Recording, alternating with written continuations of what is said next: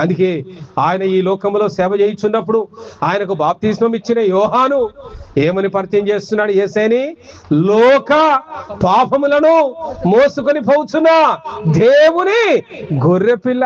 ఈ యేసయ్య ఎవరో కాదండి, లోక పాపములన్నిటినీ కూడా మోసుకొని పోయే ఆ గొర్రెపిల్ల ఈయనే. మానవులందరి పాపాల కోసం ఆ గొర్రెపిల్ల బలైపోతుంది.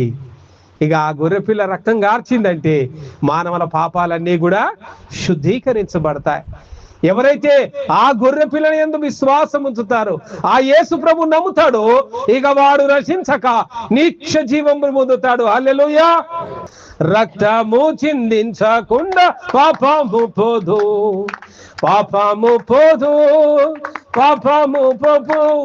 ఆ ముక్తిదాత రక్తమందే జీవము కలదు, ఆ ముక్తిదాత రక్తమందే జీవము కలదు.